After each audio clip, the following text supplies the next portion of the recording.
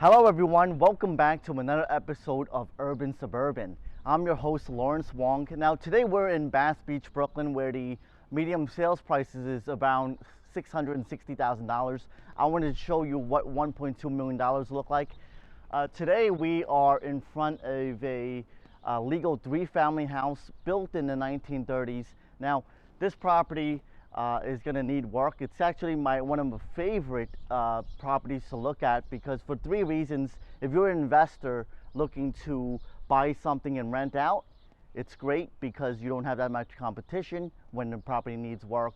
If you're an investor looking to buy and flip the property, or you're somebody looking to buy and live in there yourself, you get to put in your final touches in there. So let me bring you inside. So we're at the second floor rear apartment.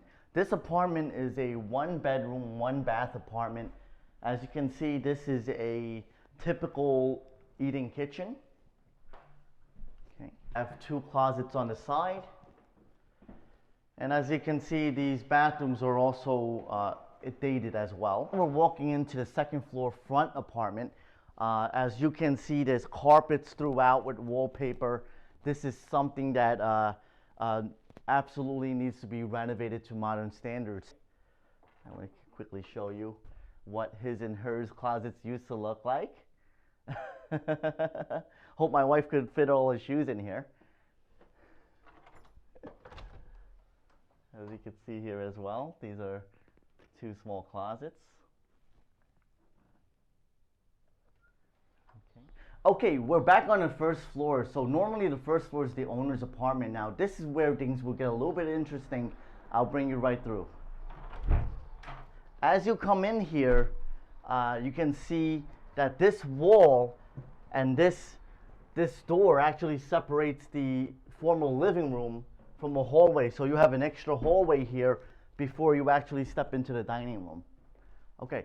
So what I would do is, this is wasted space. This is very expensive real estate here. So actually, if the engineer said I could take down this wall, this will all come down. And what I would really have is a entirely open living room, or depending on what your needs are, this apartment is a 2-bedroom, 1-bath apartment. So if you needed 3 bedrooms, maybe you have children, maybe you have your parents, elderly parents staying with you. If you wanted to turn this into a bedroom, you could absolutely do so. 2 bedrooms are in the back, and this is the living room. And as you can see, over the years, that's water damage from years ago. Again, you have carpets down here, very old plaster. This is the original 1930 detail that was put into the property. So this is a lot of plaster going on. Of course, you would change that out and change it with sheetrock and more modern standards. As you come to the back here, we're currently in the formal dining room, okay? And then the kitchen is on the other side of this wall, okay?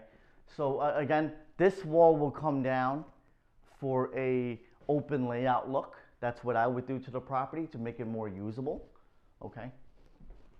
Behind this door here is the stairwell that actually connects this floor to the upstairs floor. So depending if you're going to use that internal stairwell, if you're going to rent this property out, you probably wouldn't use this internal stairs. It's very narrow.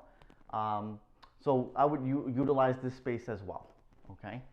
So as you come back here, 2 closets, and just like the upstairs rear apartment, instead of 1 bedroom and 1 living room, these both are bedrooms, okay? So as you come in here, this is the smallest bedroom, and as you can see, there's a closet back here.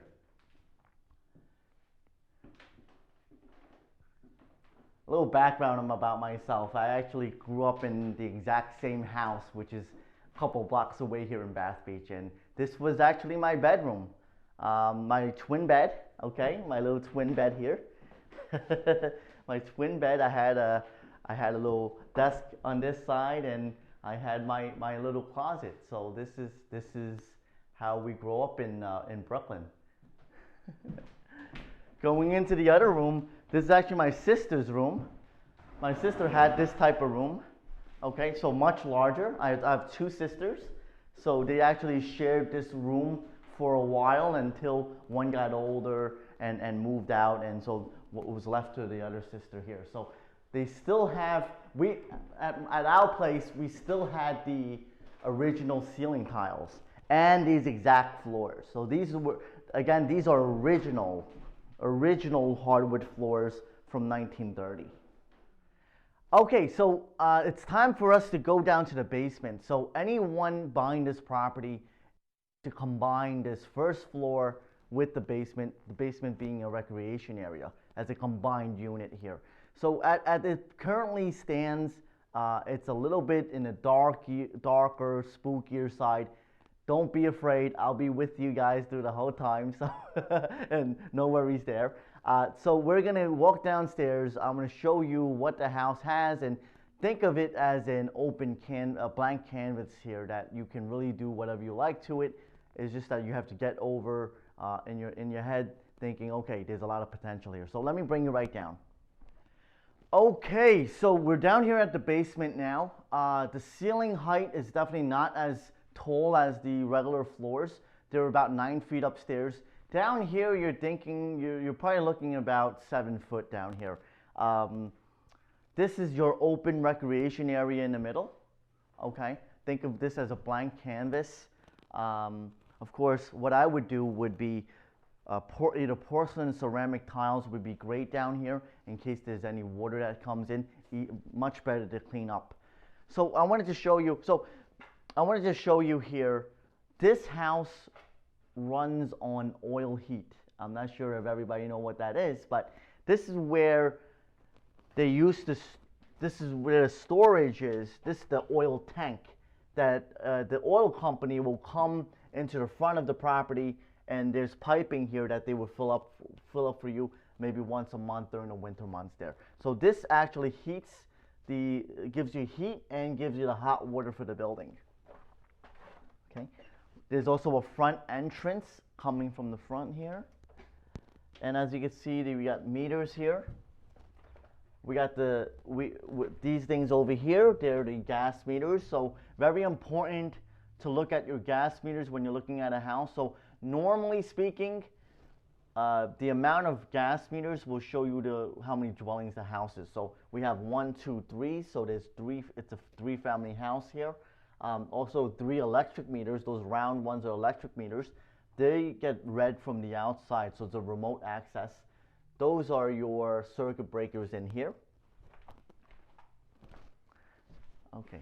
As we come to the back, I want to show you how the boiler looks like. Okay. So this boiler is a steam heat boiler. It's a 2-in-1. You don't have a separate hot water tank in here. It's a 2-in-1 unit. Anybody buying this property will most likely split up all the utilities, meaning convert it into gas, hot water, where you can have all the tenants pay their own utilities. You're going to use a gas burner with the hot water heater. You're going to separate all of them, so meaning you need 3 sets of each. Okay. Coming back here, we have an older bathroom where you can really finish into a decent bathroom for yourself. Okay. And then as we come back here, this is actually a 1.5 car garage.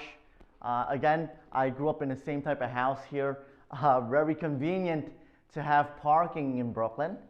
Extremely convenient. So I used to park my car here and then have the junk like they do over here as well.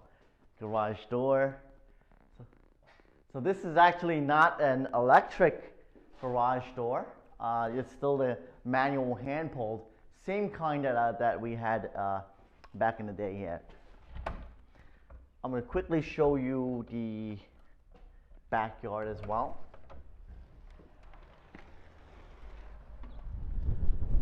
So this is the backyard. They have gardening on the side, which is very, very useful. And you could also park another car in here. This is actually a shared driveway. It's a narrow shared driveway. It's only about 8 feet, but it's decent to be in Brooklyn and to have parking, a very decent property. So thank you for watching another episode of Urban, Suburban, and everything in between. I hope you liked this home tour as much as I did, as it reminded me of my childhood home. Please like this video and hit the subscribe button.